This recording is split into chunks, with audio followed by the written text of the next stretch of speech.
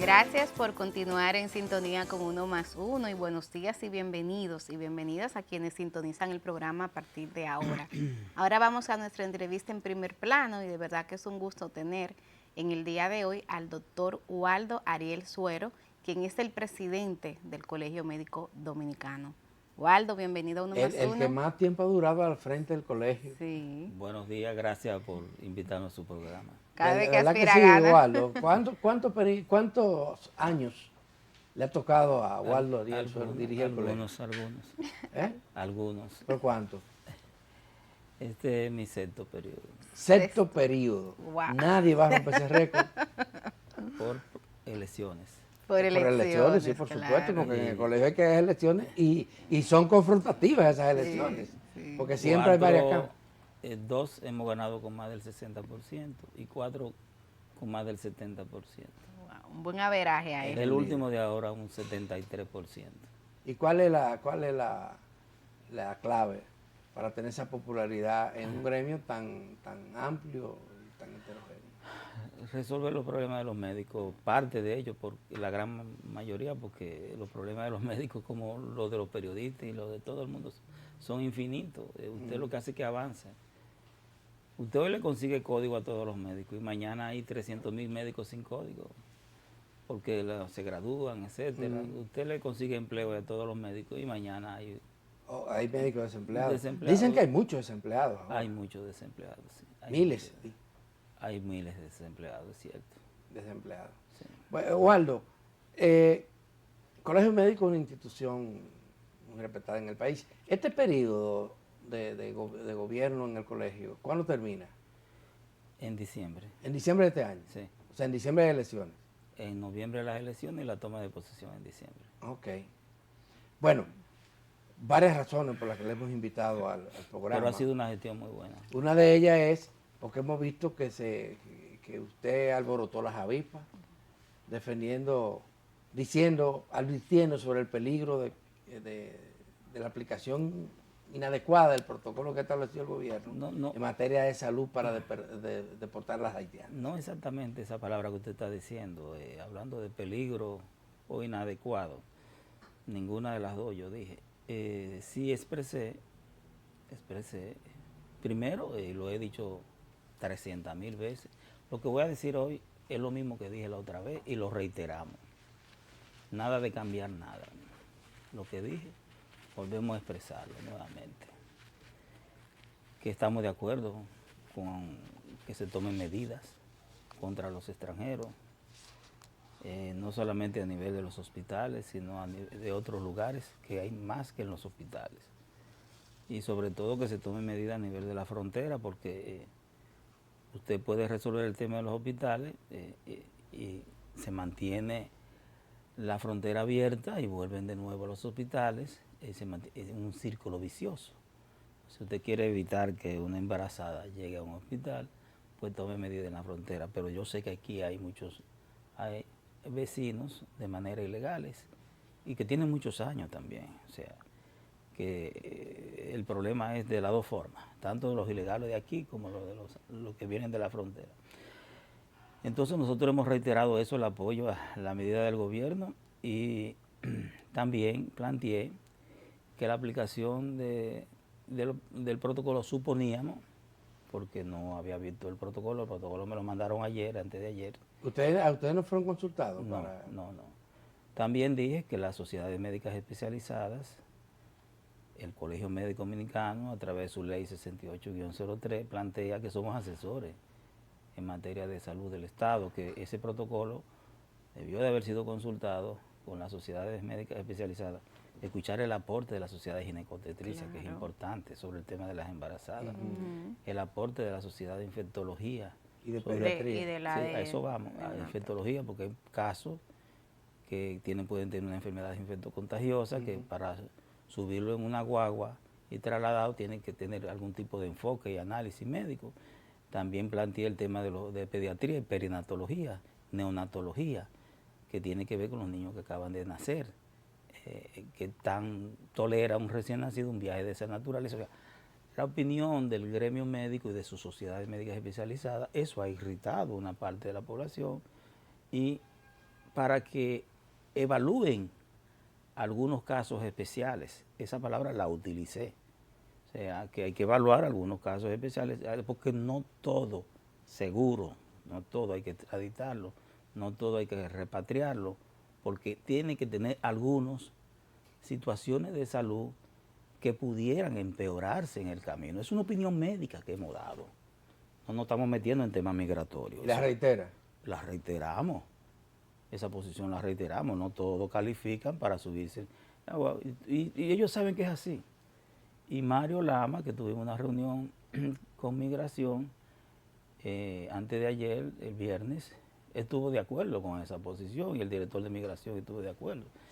Y dijo que esas medidas están contempladas y que se van a tomar en cuenta esas sugerencias del Colegio Médico Dominicano. O sea que lo que estamos hablando, hasta las propias autoridades están de acuerdo con eso. Yo no sé cuál es el alboroto, porque son planteamientos médicos, profesionales. Entonces, decir que un paciente por una situación de salud no puede ser trasladado, que necesita un intermedio, porque pudiese estar de alta, pero no está en condiciones de tomar una guagua y durar tantas horas de un viaje a otro. Bueno, mínimo 5 horas. Y puse un ejemplo de la que se le hicieron la cesárea y puse un ejemplo de un paciente con un traumatismo cráneoencefálico, etcétera. Hay muchas situaciones. Puse un ejemplo de un recién nacido también, que puede nacer en condiciones infectadas, un recién nacido con una sepsis, lo que sea. Hay muchísimos ejemplos en materia de salud. Entonces, eso es lo que hemos dicho. Estamos reiterando lo mismo que dije el primer día, lo reiteramos. No todo el mundo califica para ser repatriado y hay que evaluar la situación de salud de cada quien. Y en la reunión que tuvimos con el doctor Mario Lama, le dijo que está de acuerdo con eso. O sea, ¿cuál es el problema? Waldo, cambiando de tema, el sector salud, los temas de salud no están en primer plano en el debate público, en la agenda del gobierno, pero los especialistas y los gremios mismos del sector hablan de muchas dificultades para que la población pueda acceder a servicios de calidad en los centros públicos. Cuéntenos un poquito, cuál es y sobre todo de desigualdad, porque a los centros públicos van los más pobres. ¿Cuál es la situación que hay? Mira, ahora en la medida de la implementación de los protocolos, los hospitales se han reducido en más de un 70%, pudiera yo decir. 70, 60%. Esto va a producir una economía, decirlo así, ¿no? Se va a gastar menos. Los hospitales de tercer nivel. No, del tercer nivel, los hospitales, ¿no? Y también, yo creo que además los de segundo nivel también. Hay hospitales de segundo nivel que se hacen procedimientos perfectamente.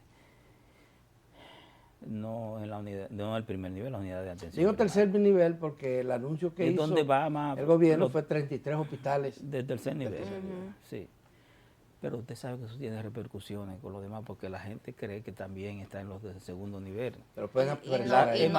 La reducción del personal, de la afluencia de extranjeros, ella se expresó antes de aplicar la medida. O sea, con el anuncio. Solamente con el anuncio. Bueno, algo que advertía Amnistía Internacional es de que esta medida podría persuadir a personas que necesitan atenciones médicas a no ir a los centros hospitalarios. Eso va a suceder. Y que eso puede provocar inclusive la muerte. Eso va a suceder. Hay gente que se quedará en su casa porque no quieren que... Hay gente que dice, no, yo no quiero que me saquen del país.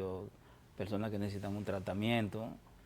Por ejemplo, yo siempre pongo el ejemplo de la hipertensión, que aparentemente que el 20%, que sí o que las personas hipertensas, que sí o que eso no es así, la hipertensión es una enfermedad que hay que tenerla muy en cuenta y medicarla, porque mucha gente desarrolla un accidente cerebrovascular y se muere. Hay que estar muy atento con el tema de la hipertensión y vigilante. El hipertenso tiene que cuidarse bastante. Y eso ahí mismo, doctor, para conectar, eso no pudiera revertir de manera negativa en el elemento primero de que aquí pudiéramos tener riesgo sanitario por enfermedades infectocontagiosas, de gente que vive aquí y no se De atiende. todo. Por ejemplo, Y pongo los el mismos ejemplo numeritos. esos pacientes hipertensos no van a ir a los hospitales, no van a llevar su esquema de tratamiento y muchos se van a empeorar y van a fallecer en su casa por temor. E incluso enfermedades infectocontagiosas, y un niño que tenga una fiebre, que tenga un dengue, pero un dengue, con fiebre, no lo lleve al hospital, te van a agarrar preso, entonces se puede morir en su casa con un dengue. Eso va a suceder. Una embarazada que tiene dificultades, aunque no tenga cercano el día de parir, puede tener Van problemas. a tener situaciones muy difíciles, realmente, pero el gobierno tiene que tomar medidas. Lo hemos dicho muchas veces. Usted sabía que el 30% de los partos eran de extranjeros y en 7 o 8 años se iba a invertir esto, pues, si se hubiera seguido así, de seguir así. Pero hay un tema había que tomar con medidas. relación a los Y partos. yo en eso he estado Y apoyando con al relación a gobierno. los extranjeros. El gobierno ha asumido el costo de la salud y de varios servicios de estos inmigrantes extranjeros, pero lo ha hecho por la negligencia en aplicar el sistema de seguridad social a los trabajadores haitianos, porque sabemos que muchos de ellos son trabajadores de la industria de la agricultura, de la industria de la construcción. No pueden aplicarlo porque no tienen ni cédula. Pero, ¿por qué? Bueno, pues cuando se hizo el plan de regularización, se evidenció que muchos sí tenían sus documentos y lo llevaron. Y hubo 155,000 a quienes le dieron un carnet provisional y después se lo dejaron vencer. Se lo vencieron. O sea, no hay interés en que estén legales. Porque no se continúa. Porque el que está legal es él el que va a pagar los servicios de salud. Él y el patrono. Correcto. ¿Qué le digo? Es una situación muy compleja que el gobierno tiene que buscar una solución de una forma o de otra. Hace 3 años que los consulados haitianos, dominicanos en Haití, no emiten visas porque lo prohibió el gobierno. Quiere decir que tampoco pueden venir con una visa provisional o temporal. Es un tema de ellos. Nosotros somos médicos. Sí, yo lo entiendo, eso es verdad. Tienes razón.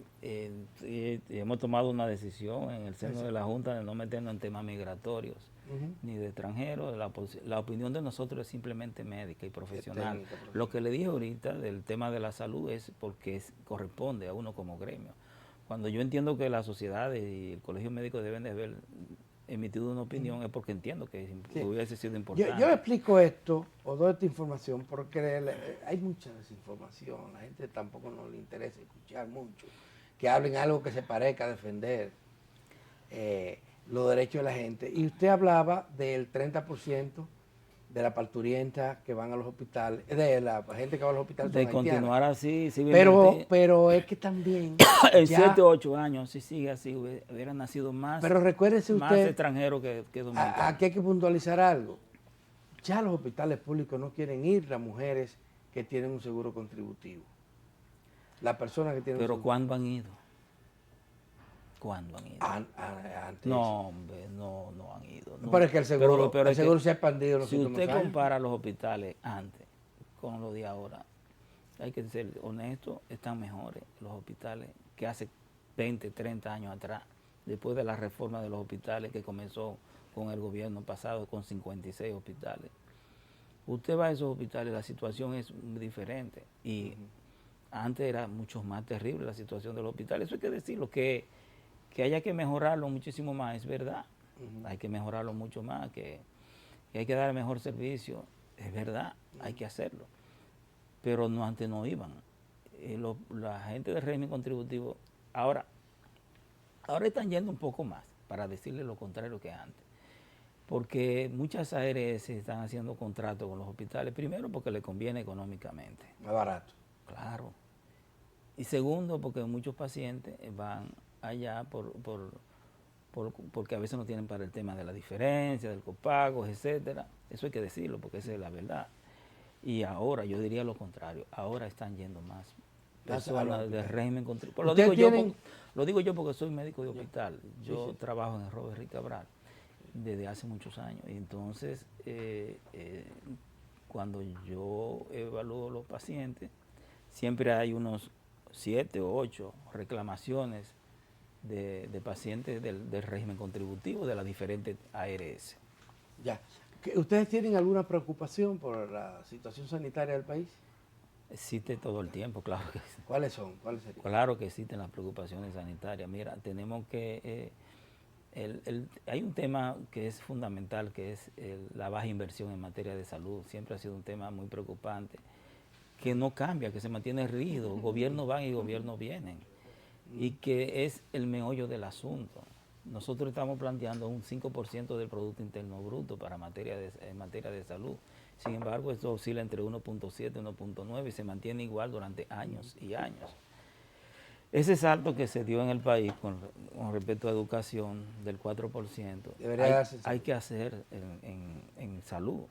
Sin embargo, no vemos una salida, ni por lo menos ya este gobierno, no creo que ya con los 3 años creo que le faltan, no creo que dé ese salto en materia de salud para mejorar esa bueno, la Estrategia Nacional de Desarrollo contemplaba un aumento paulatino. Sí, gradual. Gradual de la inversión en salud. Yo recuerdo que ustedes participaron ahí en esa estrategia, creo que hablaba con Bolívar en aquella ocasión, y era de manera gradual, creo que era un 5% de manera gradual, pero eso eso nunca se ejecutó, quedó de lado. Y el otro tema que algunos reclaman es mejorar la calidad del gasto, porque es poco lo que entra y no se invierte de la mejor manera. Por ejemplo, las unidades de atención primaria y los centros de segundo nivel. Nosotros hemos planteado todo el tiempo que se inicie el primer nivel de atención primaria a nivel del subsidiado, público. Comencemos con el público, porque la forma en que se quería comenzar a nivel contributivo era un negocio que favorecía a las ARS y nunca estuvimos de acuerdo. Pero debemos de comenzar con el primer nivel de atención. ¿Y no se pueden hacer los dos al mismo tiempo?